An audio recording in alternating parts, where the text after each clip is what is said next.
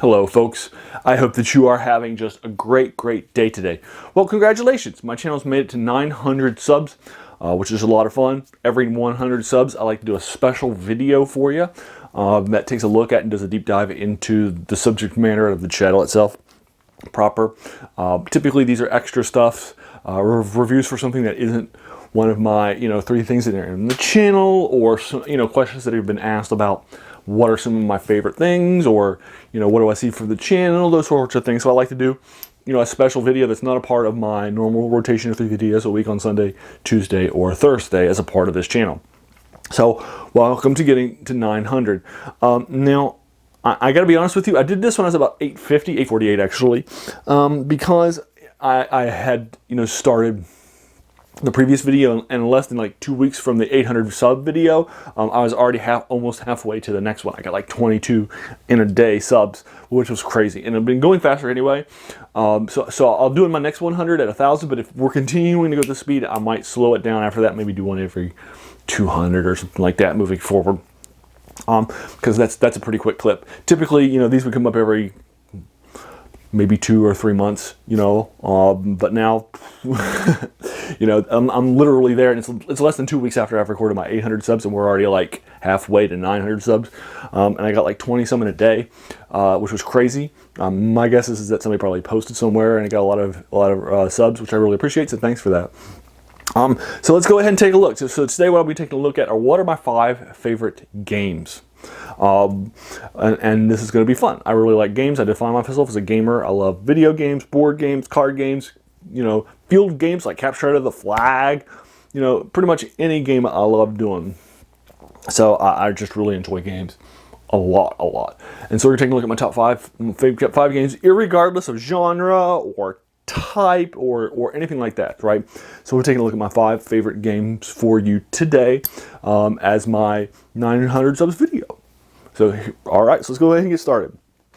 So what's my number 5 favorite game of all time? It's the Middleearth collecting card game by Iron Crown Enterprises. It was published in the 80s. This game was. It is an incredibly flavorful first game. There's no mechanic in this game that doesn't reflect the flavor of the world of The Hobbit or Lord of the Rings. And so that is to its credit. I think it's complex. It's not the easiest game to pick up and learn. It probably shouldn't be your first collectible card game. Unfortunately, this game died after a few expansion sets, and just a few years into it. It did sell well for the first few years. There's still a really strong group on Facebook that I subscribe to of folks, and there's actually a way of playing online called Cardinum, which I'll actually link you to in the comments below, in case you played this game and you're interested in finding a group of people to play with. Unfortunately, it's really sad to have a dead game that's been dead for this long, because you don't get to play it as much as you want to, and that's very sad for me. So unfortunately, it's just not to be. A dead game, especially a CCG, where those are really kind of the the new releases are kind of the lifeblood of them. It's really difficult to have as one of your top 10 games of all time. So it's really sad. And unfortunately, it's just not to be. But that's okay. I really enjoyed it. It's a great card, a CCG. Everything that you're doing in it. Basically, the idea of the card game is that you are in the initial setup, although there are expansion sets that change up who you can be to other people. But in the initial setup, you're one of the 5 wizards, and you have a party of adventurers that sets out to do a number of things. And you'll go to sites, you'll explore them, you'll collect treasure there, you'll rally factions to your cause, you'll recruit allies, you'll recruit more people to your party as you adventure, and move about from site to site and haven to haven. And so about half of your deck is made up of the resources that you need in order to make things strong, and then half of your deck is it's a little bit less actually, because you'll add in heroes and stuff, is made up of hazards that you will use in order to block your foes. So you can have creatures that may attack them, wargs, undead, like barrow wights, Nazgul themselves can be used to attack with. Dragons you can attack with Smaug the dragon, and so you have these things that you can use to attack your opponents with, and then what happens is that at the end, the person with the most marshalling points wins, and that one basically will decide the game. And there are a number of things that give you marshalling points. Allies will give you marshalling points. Factions will give you marshalling points. Your people that you control, the objects that you brought onto your line. So if you found, you know, the one ring, that's like 6 marshalling points. Although it's hard to get the one ring into play, you have to jump through some hoops in order to do so. But it's like a huge number of marshalling points if you do. And there's also an alternate win con. If you bring out the one ring and you go to Mount Doom, which is not an easy place to go to, and you have Smeagol in your party, you can play a certain card that will let you automatically win the game. He's an ally, and so you have to do those things in order to do it. But you have options as an alternate win con too in the first game. And I enjoyed the first game as it is. There are expansion sets that are the dragons, where to introduce more dragons and takes a deeper dive into treasures and hoards and stuff like that. There's another one that introduces underdeep sites, dark minions. And so there's a number of different, you know, things that are added. Later on, you can play Ring Wraiths, or you can play Fallen Wizards, or you can play the Balrog himself of Moria. So there are expansion sets that let you play other things, other powers that are powering amongst each other and vying for that power. So there you are. That's my number 5 game for you. Now, what's my number 4 game? My number 4 game is WizKids' HeroClix. I love HeroClix. I love what it does. I just enjoy it like a lot. I used to be a level 2 envoy and hosted weekly tournaments at a local card shop for HeroClix. It's a strong game. It's a collectible miniatures game, and it's my favorite collectible miniatures game that's ever been released. I started off with Mage Knight, as a lot of people did, because it was the first one by WizKids, which was a fantasy one, but it was more complex. You played with terrain, you played with a ruler, you had a squad movement. It played much more like a traditional sort of a war game, if you will. Whereas HeroClix has maps. It doesn't have squad movement, right? You don't need a ruler to play with it. It's a much more simplified version of the game.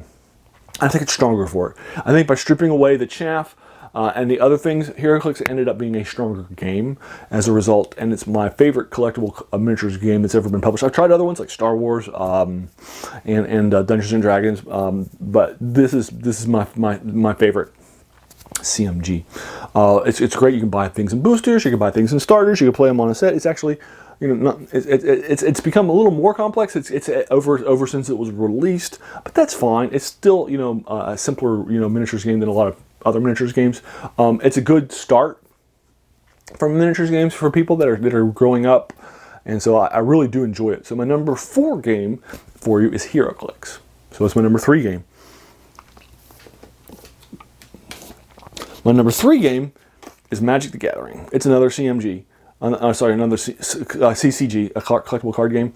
Magic the Gathering was my first collectible card game, as it was the first collectible card game generally, so it was the first for a lot of people. It's become its own sort of thing. It's got a lot of potential to it. Its energy has gone to a good place now. It's got a lot of that sort of attention that's going on strong, and it just keeps rolling and keeps rolling and keeps rolling and keeps rolling and keeps rolling and keeps growing over time. Unlike a lot of games, which seem, as they go on, especially if they haven't been published in a while, they might start to lose people, or they may not skip generations. There are a lot of games that still have a lot of fans, and a lot of those fans may have kids that are playing, but it just has never grown as a game, and it gets smaller. My number 1 game is a game that has not translated from one generation to the next, but Magic the Gathering has translated from one generation to the next perfectly.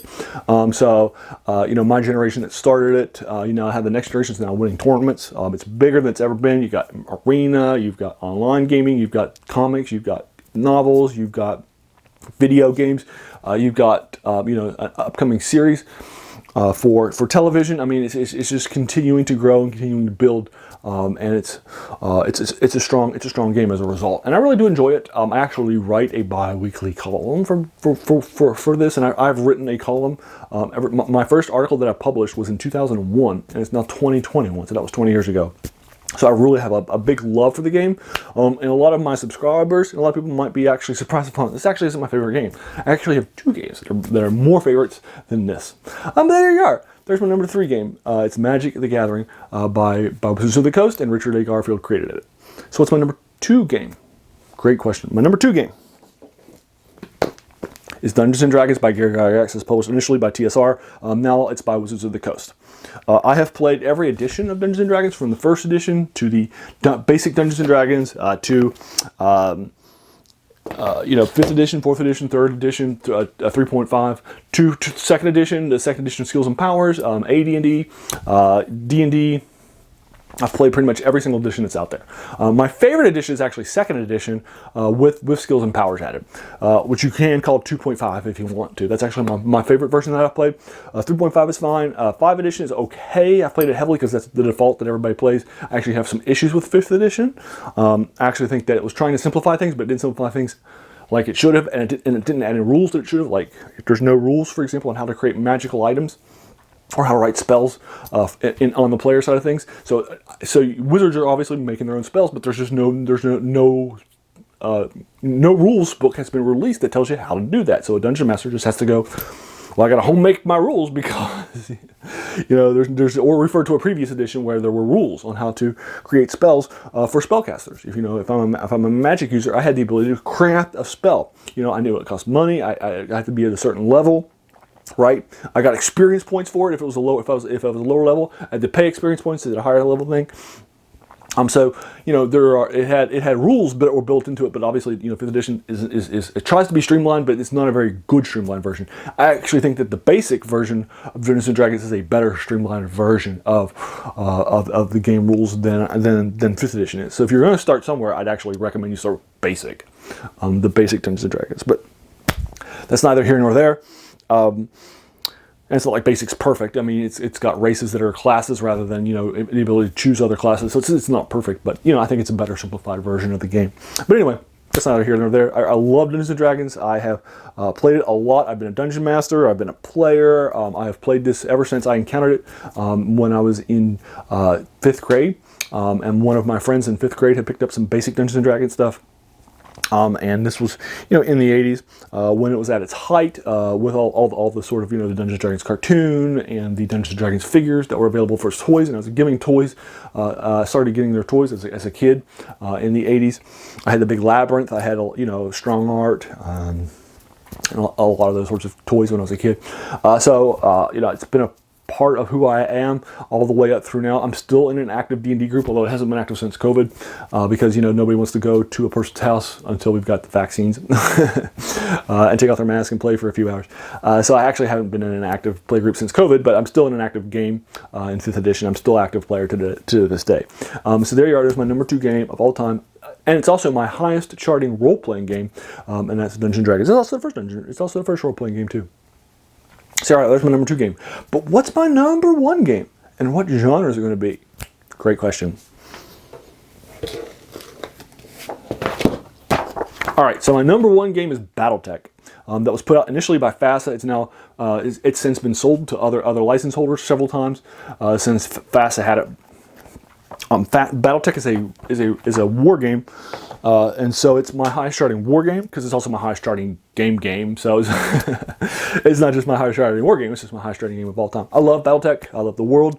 I love the novels. I've admitted that my favorite genre of fantasy of science fiction is military science fiction, and I came to that from BattleTech. I've read more than 100 BattleTech books that I own, and they're all in the military science fiction genre, and I love the military science fiction genre as a part because of my introduction to it from the military science fiction version of this war game that's set in the 31st issue. BattleTech also has a huge IP too, like Magic the Gathering. It's had a Saturday morning cartoon. It's had toy lines. It's had an RPG called Mech Warrior, which is really, really good too. And I've played tons of video games. The current video game that's out there right now is great. BattleTech is great, and I've put a lot of hours into that video game, let me tell you. I've played free versions like Mega Mech or online, Mega Mech Net. So that lets you kind of play this war game online. It comes with maps that are hex maps, which are really good. And battle mechs are your major fighting tech. And in this case, mechs are piloted by a person, so they have a level of reaction. They are also kind of like a suit of armor because they're typically in humanoid shapes, although there are some exceptions, which take some additional training to get used to based on the rules of the game, and like quad mechs and that sort of thing. And then you have, they're also kind of like a tank in the fact that they have these big giant weapons that will fire at each other, or other tanks. There are also vehicles, tanks, VTOLs. You have aerospace fighters. One fighter shall fight in space as well as airspace fighters on planets. This is a massive galaxy with hundreds and hundreds and hundreds of planets. That's all very well detailed, and it's incredibly well done.